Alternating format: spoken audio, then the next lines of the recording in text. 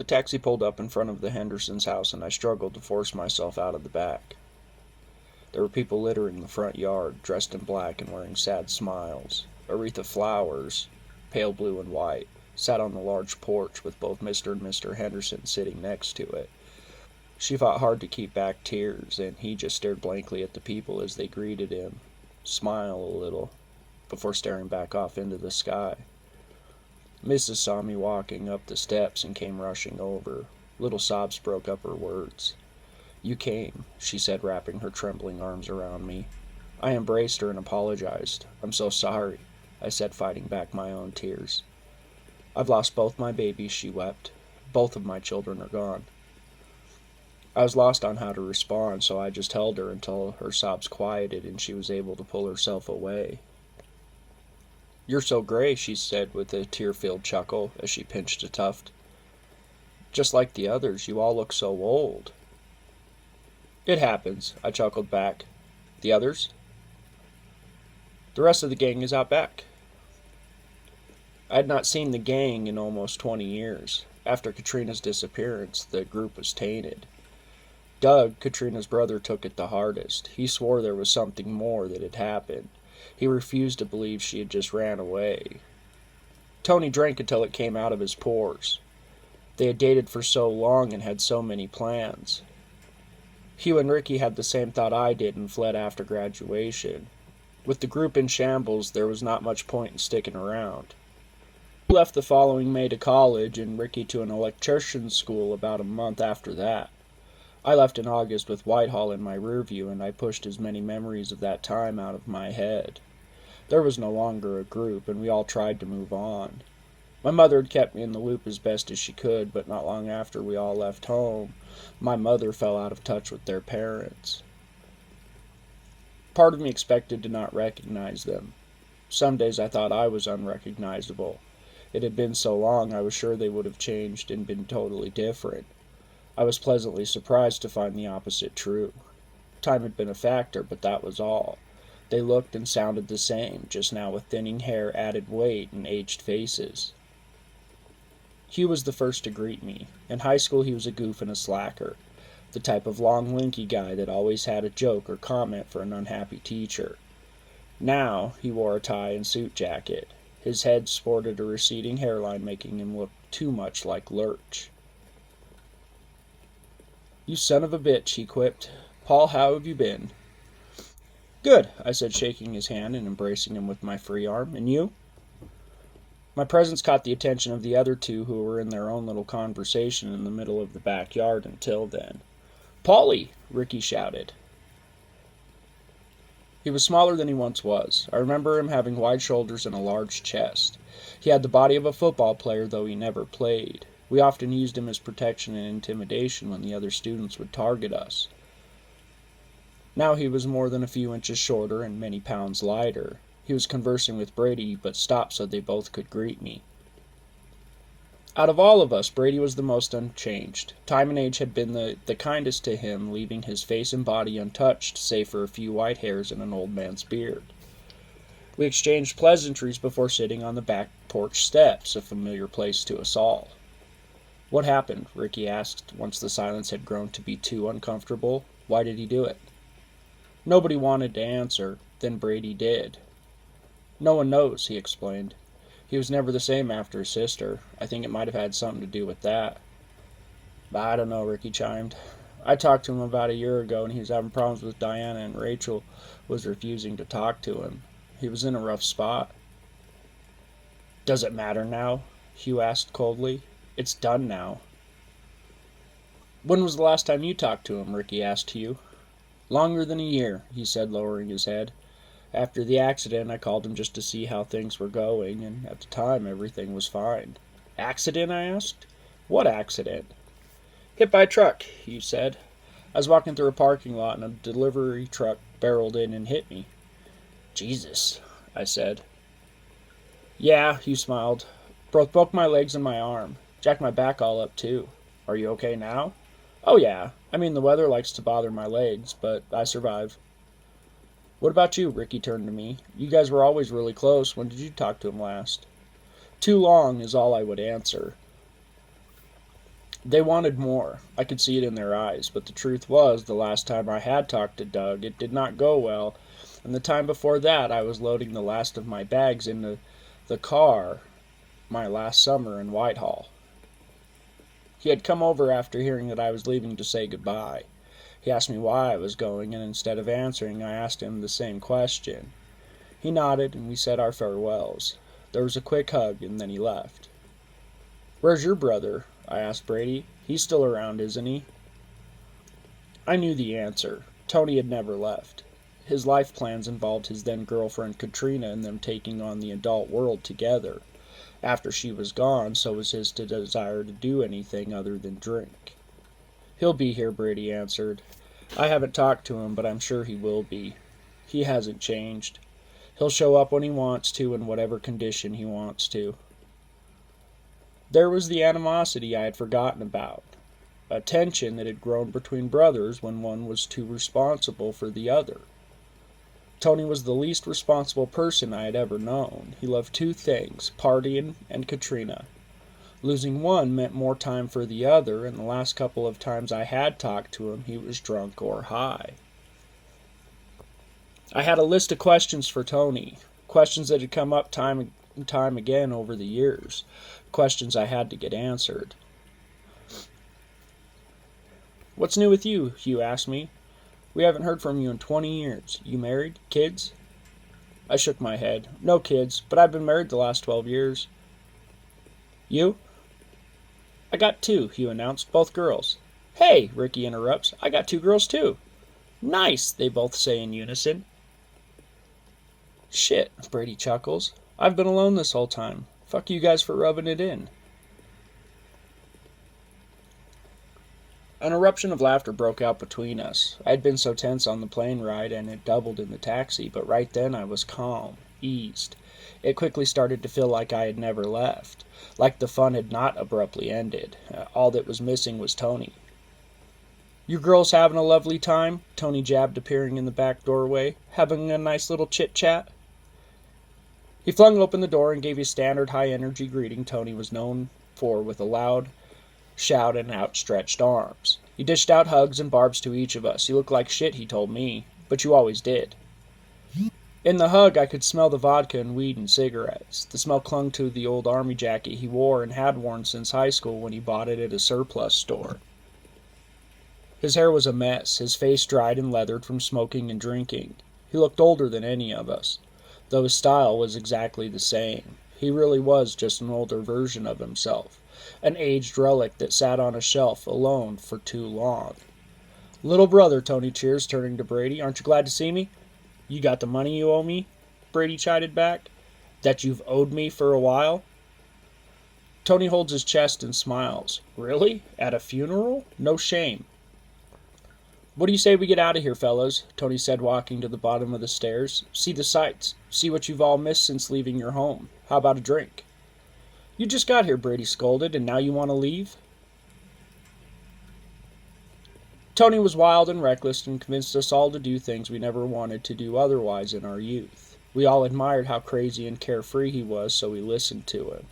We followed him, and he liked to be the leader of our group. At one time, he demanded we all learn to play instruments so we could form a band in which he would act as lead. Katrina supported it, which made him want it more. I spent about 4 months learning the drums, only to be told by Tony that the plans had changed, that instead we would move to a big city and open a bar.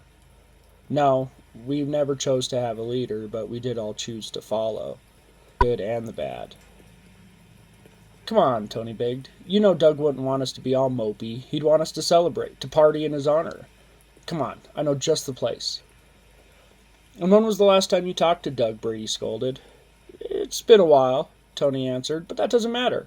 I haven't seen these guys either, and here we all are. Why are you trying to be such a buzzkill?"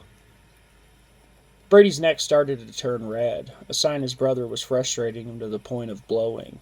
His cheeks tightened to keep from shouting, and with pursed lips he growled, "We're not going anywhere yet. We're here for a reason." Tony's eyes widened. A smirk appeared on his face. He was plotting something. I could feel it. I looked over to the others, saw the same concern in their faces, and knew everyone but Brady could feel it. Tony was wild and got worse when you challenged him. Add some booze to it and Tony would do anything to make a scene. There was this summer day we were 16 and Tony had pocketed the keys to his dad's bar. It was loaded with booze his father was too much of a drunk to keep track of. Tony wanted to party and was willing to chance taking it. Brady had pointed out how the last time they did, their father found out and fattened Brady's lip and blackened Tony's eye, but Tony refused to let it go. He had to get his father's alcohol, if nothing else, as a petty form of revenge. We refused, and he waited until we were at the convenience store before lashing out at us. "What do you guys have in your pockets?" he said loudly as we walked up and down the aisles. The clerk had heard and came running up to us. We emptied our pockets while the guy screamed about calling the police. Tony stood off to the side, bent over in laughter. It took 20 minutes after emptying out our pockets to convince the cashier we didn't steal anything. At the funeral, I was horrified when I tried to think of what he could do. I had to do something. "I'll go," I offered. "I could use a drink." "Me too," Ricky said next. Brady's face loosened and his neck lightened. He saw what we knew and nodded with defeat. "Okay," he said. "Let's go." The ride through town amazed me. I had kept my head on the messages my wife was sending me on the cab ride to the house, so I missed a lot of it.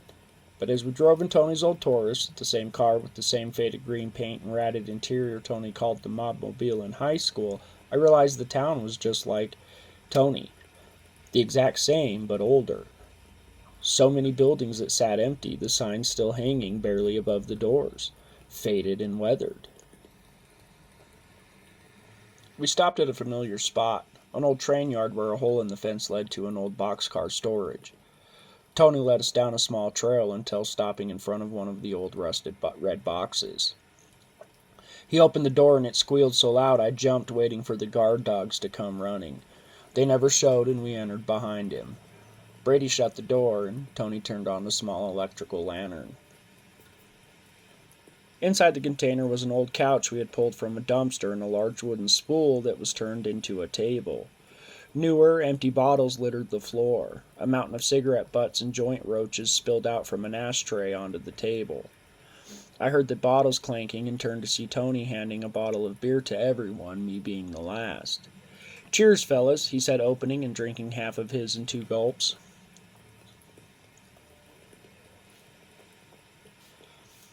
The rest of us slowly followed behind. We gave a quick nod with the mouth of the bottle and each took a small drink. Tony finished his quickly and started on a second, while we all milked our first. We drank in silence until Tony got a burst of energy. "You guys remember the Dugans, right?" he asked, staring around at the inside. "They used to own this place. You know what happened to them?" Everyone besides Brady shook his head. "She killed him with a meat fork. Stabbed right in the fucking neck one night. Now this place is abandoned." "Bullshit," Brady interrupts. "He died of a heart attack and she went to live in a nursing home in Butte." Tony mocked his brother with childish murmurs and said, "Well, my story's better." "I remember the night they caught us out here," Ricky said. "You and Katrina were arguing outside and they heard. They threatened to shoot us, if I recall." You let out an uneasy chuckle and added, "Yeah, after Tony threatened to steal his car." Tony laughed heartily. "Well, I didn't feel like walking and he wasn't going to give us a ride." "We had to run from the dogs," I added. "I hated them dogs." "Katrina slapped you because you wouldn't quit antagonizing those people," Ricky said, like the memory had just come to him. "Yes, well," Tony dismissed. "Come on, you guys. What's taking you so long with those? Hurry up, I have a whole case." He kicked a full cardboard box that rattled from the bottles inside. "Come on, drink up." I finished mine the best I could. It was warm and mostly foam. I wanted to gag as I tried to swallow it. The others finished theirs the same, and Tony handed out another round. He raised his bottle, and then we raised ours. "To Doug," Tony said. "Not the nicest of guys, but one of us all the same." "To Doug," we followed. "So what have you been up to?" Hugh asked me. "Did you ever make it into journalism?" I shook my head. "No, tried it, didn't care for it much. Then my wife got me a job working for her dad in his restaurant. Been there ever since. What about you? You got kids. What about a wife? Hugh shook his head. No, we tried for a few years, but it didn't work out. Didn't she leave you with the delivery driver? Tony jabbed, lighting a cigarette with another cigarette. I heard she left you for some UPS guy. What can Brown do for you? His voice quivered before a cackle came out of the rest of us scowled at. Hugh sighed. Another joke designed to tear down Hugh. A Tony special. I'm just kidding, Tony poked while digging in his pocket. You guys all need to chill out, and I got just the thing. He pulled out a small joint, like a sword from a sheath, and set it on the spool table. He looked at it with wide eyes. I'm not doing that, he said. I have my job to worry about. Me either, Ricky threw out. That shit will kill me. Oh, come on, Tony whined. It's just a little bit of weed. Since when have you guys been against that? No one's against it, Tony, Brady rolled his eyes. They just have things to worry about outside of it. You know, jobs and families and stuff. Things you don't have. Tony rolled his eyes. Whatever. I thought you guys came here to party like the old times. We came here for our friend's funeral, Brady snapped. You know what? I gotta get out of here. He stood and walked to the door. He said nothing before he exited, and we all sat and watched quietly. Forget him, Tony said. Now, who's smoking this with me? Ricky and Hugh stared at me like I was supposed to know what to tell them. I shrugged and agreed to partake, and Tony sat next to me on some old pallets. He lit it, took a couple of hits, and passed it to me. It had been quite some time since the last time I had smoked, so I misjudged and hit it way too hard. I had a coughing fit that Tony couldn't help but laugh at. Once he calmed his laughter, he plotted what we all would do next. I say we all pile in the Mom-mobile and hit up some more of the old spots. We could go to the train tracks, or we could go sit behind the grocery store. I mean, it's early enough we could do all of them. I have to get back, Ricky said. I'm leaving back for Spokane tonight. You can't drive anywhere, Hugh added. You're way too intoxicated. Tony shrugged. And? It never stopped us back in the day. You remember that night I won the race against Tyrone, right? I was way worse then. Do you remember sideswiping those cars on Argyle afterwards? Brady asked, re-entering. I called a cab. It's coming to pick us up. I remember you whining about it to Mom the next day. I cracked my head open when you hit them, Hugh said, rubbing a spot above his ear. So? You also got Katrina in trouble when she agreed to take the rap, Ricky added. She had probation for almost a year. She was my girlfriend. Of course she took the rap. Ricky snapped. Fuck you, he shouted. You're a piece of shit, Tony. Tony's jaw dropped and Ricky stormed outside. I quickly followed him out to check on him, just as much to get away from Tony. I found Ricky outside of the fence pacing by the car. His steps were heavy. He never deserved her, he said in a mumble that I was unsure if it was said to me. I don't think he ever cared about her. I don't know, I said from the fence. They did have a lot of plans about the future together. She had plans, Ricky barked. He was just going to tag along. He was right. Katrina did have plans. Her art was going to take her places, and we all knew it. We all had talked about fleeing the small-town bullshit, packing up and going somewhere that didn't seem so hopeless, but she was the only one making active plans to. She had checked out apartments, along with colleges and jobs to do in between classes. The furthest I had made it was deciding I could sleep in my car wherever I ended up. Tony made far-fetched plans that consisted of needing more luck than an actual course of action. I remember it was the summer after graduation when she disappeared. That night we had all gathered at one of the usual spots to celebrate not only graduating from school, but graduating to the next phase of life. It was a wild night. The music was blaring and the drinks and smoke never felt like they would run out. There had to have been almost 40 people there, and they kept it going all through the night. I woke up next to the dead fire in a cold summer morning. I got into my own car, ran it long enough to warm up the heater, then left without telling anyone.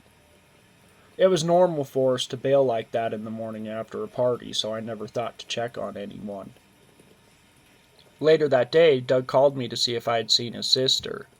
The last time he could remember seeing her was the night before, standing by the fire with Ricky. I told him I had seen her talking with a friend before I climbed into my sleeping bag and passed out from the alcohol. After a couple of days and she was still gone, the police got involved and questioned us all again. Ricky had talked to her, but she was pulled away by the friend that I had seen her talking to. Hugh told the police that her and Tony were arguing about something before all of us saw her, but she had walked away, leaving Tony to peel out and take off in the Mommobile. According to Tony, he returned later that night, but she was gone, and he figured she got a ride with a friend. When questioned about the argument, Tony told the police it was over him losing his job, that they were supposed to be saving for an apartment, and him losing his job was only going to set them back. She wanted nothing more than to leave, and anything that delayed it really upset her. Tony promised to get another job, and according to him, the argument was over. After a week, everyone started to talk about her running away. She was leaving that town one way or the other, and not even Tony could stop her. Her parents hopelessly supported the idea, but I think it was because the realization something happened was too much to bear. After a month, I found a job washing dishes in a restaurant a few towns over. I took it, slept in my car the first month, and refused to go back to Whitehall. The Hendersons would try to move on, though I doubt they did. Doug knew something bad had happened, but could never figure out what, so he stayed. She wouldn't leave like that, he told me. We talked all the time, and she was ready to leave, but not stupid enough to just go. Something had to have happened to her. Rumors would spread through the small town as rumors do. Some supported her running away, and others blamed Tony and wanted him investigated more thoroughly. I ignored them all and just ran. At the container, Ricky continued to pace. She should have just been with me, he repeated. I could have taken care of her. He stopped talking when the others exited the container. Ride's almost here, Brady said. I could see Brady glaring at his brother while we stood there and waited. They were heavy, scornful eyes that pushed Tony into apologizing. He said, I didn't mean that as an insult. I loved Katrina. She was good to me. You know I loved her, right? Ricky nodded, but it failed to have sincerity. The taxi pulled up and ended the conversation. We each climbed in, and Tony began to make pleads. Come on, he cried from the passenger seat. We never get together anymore. When will the next time be? We should make the most out of it tonight. Come on, Ricky. You can stay at my parents' house. It'll be just like old times.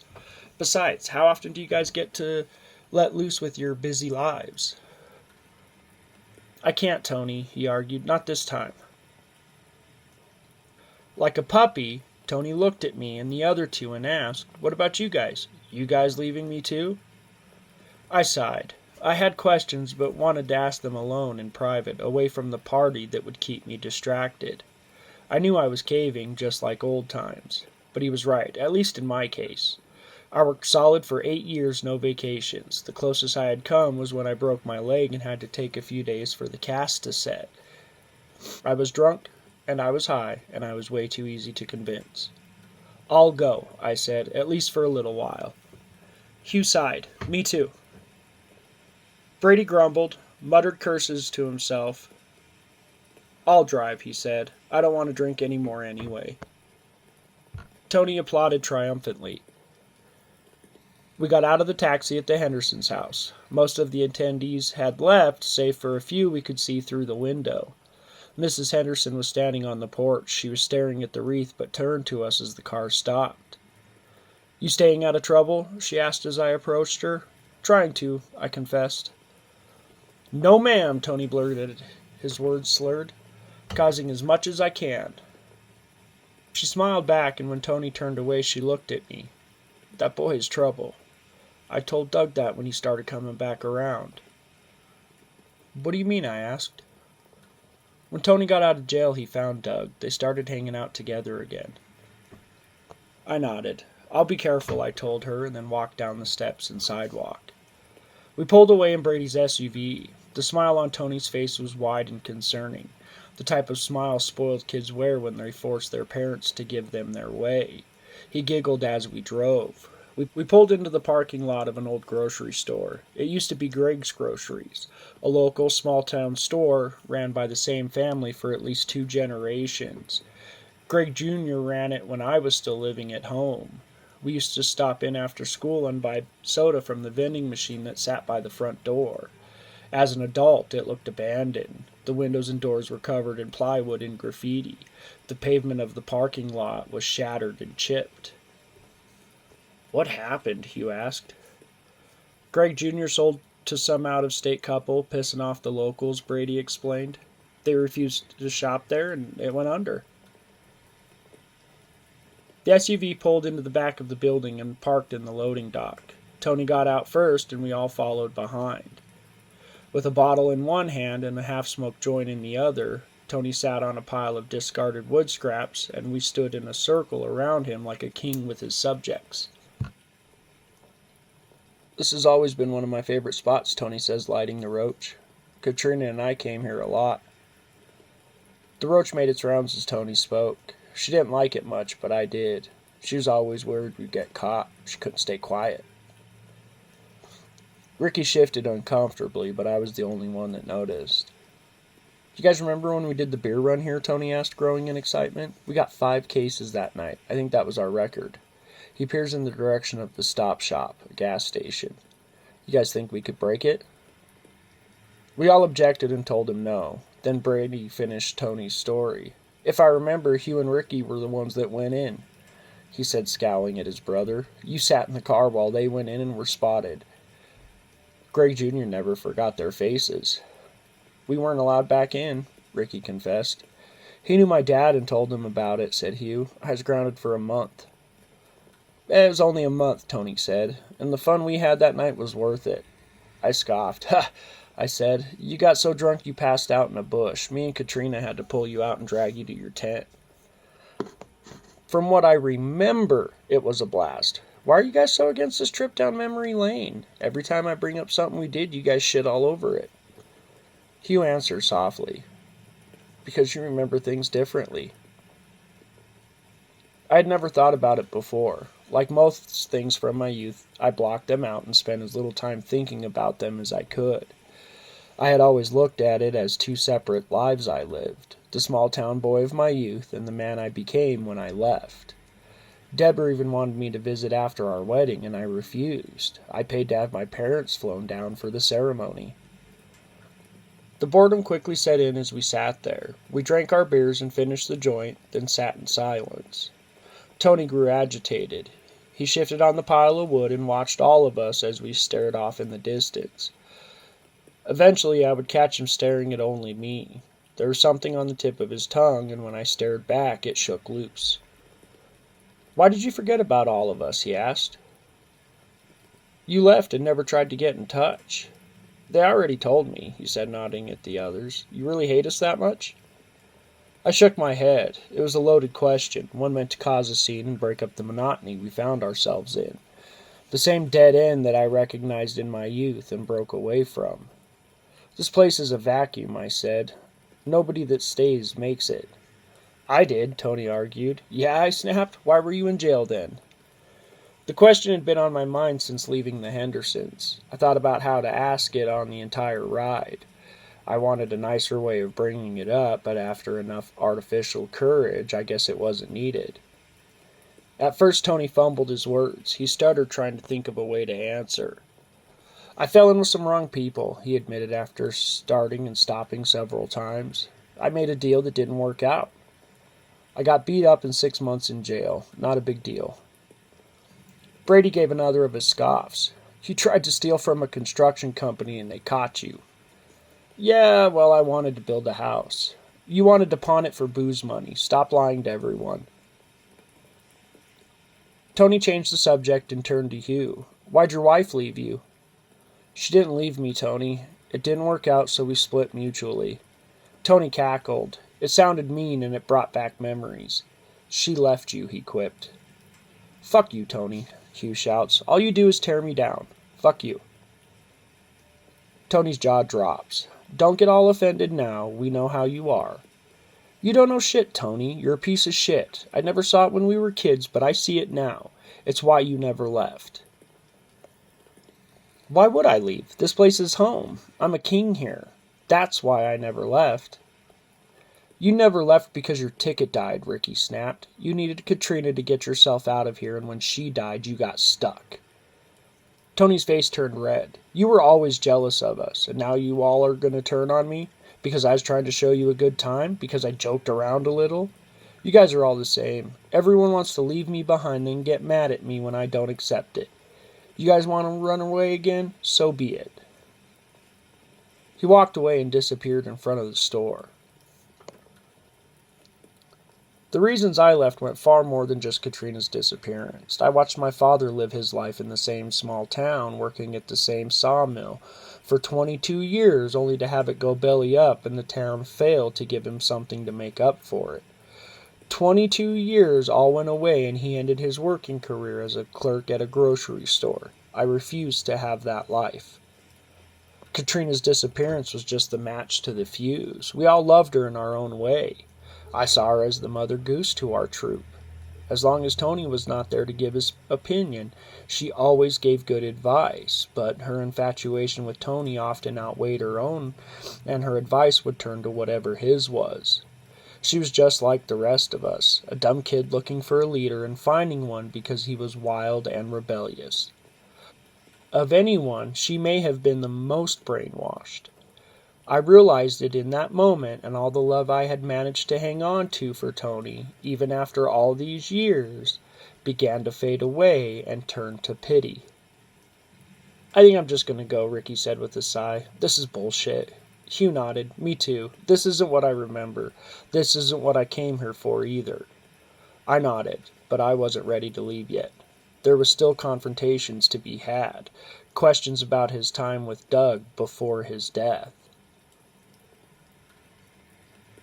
We exchanged information, told each other we would all try harder to stay in contact. Hugh's eyes welled up and Ricky looked relieved. They walked down a side street, careful to avoid letting the brothers out front see them. They disappeared around the corner, and I would only have to wait a couple of months before we kept those promises and saw each other again. That night, I sat on a cement brick and tried to listen to the brothers arguing in the front of the store. I could hear their voices, but the words themselves were muffled and unclear. Eventually, their voices would die down, and soon they would walk back around the building. Shocked, Tony looked around for the others, and I guess Brady just figured that they had left. They're that mad, Tony scoffed. Whatever, everyone's a buzzkill. Captain Buzzkill here says he'll only take us to one more spot. You only have a half case of beer anyway, Brady chided, and unless you have money for more, you're on your own. See? Tony joked. Captain Buzzkill.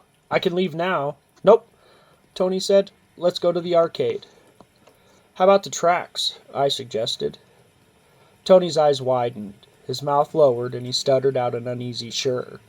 I asked him if he was really sure he wanted to go there, and he agreed. It ain't no thing, he assured. The tracks was always one of our hottest spots. The tracks, as we called them, were nothing more than a strip of old forgotten rail tracks that led to an abandoned and condemned mine just outside of town. With a hill and a forest blocking most of the area from sight, we found it a perfect place to party and do all of the things adult eyes were not meant to see. The drive out of the small town only took a few minutes, and Tony sat in silence the entire time. Brady mumbled something about getting home, and I sat in the back seat trying to figure out how to ask the questions. I haven't been out here in years, Tony eventually spoke. When was the last time, I asked. When that happened, the night Katrina disappeared. We turned off of the frontage road and onto a dirt one. Just past an old run-down fence was the turn into the timber. The tracks itself was only a few 100 yards from that. We pulled into the clearing and stopped. I got out first and walked to the fire pit we had built in the center of the tracks in our youth. It still stood, though green moss had taken over the dirt that filled the inside. As I stared down, Brady walked over and handed me a shovel. I'll get some wood, he said, walking off into the timber with a flashlight. Tony joined me by the fire with the case of beer in one hand and an open bottle in the other. He handed me one. I took and drank from it before I finished digging out the fire pit. "Do you remember that time we came out here during the winter?" Tony asked. I did. I remembered the debate whether or not to go. I wanted to find somewhere else, and at first everyone agreed, but slowly he convinced them otherwise. We drove the mobmobile. It barely ran, and I had never trusted the worn smooth tires to do much in town on the winter roads. We made it halfway to the tracks when the car's rear slid. Tony tried to compensate, tried to correct it, but he was wild, so he pushed the gas to the floor, and the car dug in even deeper into the snow. It took 4 hours to get it out. I reminded him of it, and he nodded. "You should go with me to Missoula," Tony said. "Jack Derby opened a restaurant. The last time I was there, he told me he'd get the tab." "We're not driving to Missoula tonight," Brady appeared with an armful of wood. "You have until this stack of wood is gone, and then we're going home." Brady walked back to his vehicle and climbed into the cab. Tony snubbed his nose towards his brother, then joked, "He's such a Debbie Downer. Never wants to have fun." "What happened to you?" I blurted, ignoring his sentence entirely. "Why didn't you leave?" Tony's smile fades. "Why didn't you stay? Why did all of you bail and leave me to deal with Katrina disappearing on my own?" "What do you mean? You were cleared. You didn't have to stay." "This is home. I have nowhere else to go." "Bullshit, Tony. You had just as many opportunities as we did." He shook his head. "You don't know what it was like. No one believed me. Everyone thought I had something to do with it." "What did you tell Doug?" It was the question I had held on to the entire time, the one that brought me home. "I talked to Doug about a week before he killed himself," I told Tony. "I didn't talk to him." "Stop lying, Tony. He told me he had gotten a hold of you after finding a letter from Katrina to one of her friends. He wouldn't go into detail, but said it had to do with you. Then he never got a hold of me again." Tony shrugs. "I don't know." "He was still lying." "Then," I said, "Mrs. Henderson confirmed you were coming around. What's going on? Did you have something to do with what happened to Doug?" Tony stood and burst out into anger. "No," he shouted. "I didn't have anything to do with either of them. I don't know what happened to Doug. What is it you want from me? What's with these questions? I thought you came out here to have a good time." "I'm here because our friend killed himself after talking to you. Now I want to know why." "You didn't care when you left, and you don't care now." I tried to argue the point, but it felt like he was right. I did leave and not look back. I was content in never hearing from them again. But then Doug called. He was crying, upset in a way I'd never heard. How could I not get drugged back into the old life? He told me he was going through his sister's belongings, a box of papers and old homework that their parents had shuffled from one room to the next. There was a letter inside addressed to Jessie, Katrina's best friend. He told me she was mad at Joe for taking money that was meant for an apartment, that she was unsure they could last. Doug said he would check with Tony, but I never got a call back to find out what happened. I think Doug was scared of what Tony was going to tell him. My thoughts had been negative since getting off the phone with him. I left because there was no reason to stay. The gang was over. We were all moving away from each other. We were all supposed to leave together. Why did all of you forget that? We didn't forget, Tony. We grew up, which seems to be something you still haven't done. You know how many times Katrina told me that I needed to grow up? Senior year, that's all I heard. You guys didn't see it, but she did. Then she told me she was leaving me. What did you do? Nothing. We walked out to go for a walk, and when she said she was breaking up with me, I left her in the field. That's all. I didn't do anything to her. It wasn't my fault. What did you do? I shouted. Brady had came back. He stood at the front of his car. I just left her there, and she must have fallen in. What did you do? Brady asks. Tony shakes his head. After everyone started to leave, we went for a walk. She said she wanted to talk to me about the apartment deposit. There was a darkness in the woods that is all-encompassing when there are no lights. Everything is black. Black silhouettes on black silhouettes. Tony said they had walked through the darkness to a nearby field with only a single light, and there they argued. She brought up Tony's shenanigans and how every time they made a step forward, his bullshit would take them 2 steps back. Tony told us that he begged her not to do it, swore he would change, but Katrina stood her ground. Her mind had been made up. I was so pissed, Tony said, sitting on a rock next to the fire. She didn't even want me walking her back, so I left her in the field. She must have tripped in the dark. Tony said he had stormed away and took the flashlight with him. He made it back to his car and fell asleep inside. By morning, he said he regretted leaving her out there and looked for her with the others to apologize. When he couldn't find her, he went back to the field. I was afraid to call for her, so I just walked until I found her coat. It was laying at the mouth of a hole. I think it was a mine shaft, but I don't know. I didn't even look in. You don't know if she was in there? I heard her whimpering. I was so scared. I knew what everyone would think. What they did think, so I panicked. Tony starts to sob. Brady stares frozen in his place, his jaw hanging loose on his face. I probably looked about the same. Everyone left and I came back later to check. Was she there? There wasn't any noise. Why didn't you tell someone? They could have helped. I was scared, Tony said. Is this what you told Doug? Is this why he killed himself? Tony shook his head. Doug wanted me to go to the cops. I convinced him it wouldn't do any good. I'd just go to jail for the rest of my life over an accident. You wouldn't go to jail if it was an accident, Brady said. We have to go to them now. Tony shakes his head. No, he sighed. I can't. Their family deserves to know, I argued. You're not running from this anymore. Tony sighs and slumps to the ground. I know. I knew when Doug died. I just wanted one more party. Thought I could have one final good time before. He stared down at the beer in his hand. He stared back at us, and with a sigh, he took the last half of the contents in 2 gulps. The bottle he threw in the fire, and his signature sign-off. Let's go, brother, Brady says, pouring a jug of water over the fire. It's time. The next morning, Tony would turn himself into the police. He told them his story, and a team would go out and look for Katrina within a week. They found the hole, but it was deep and narrow, and even a camera got stuck on its descent.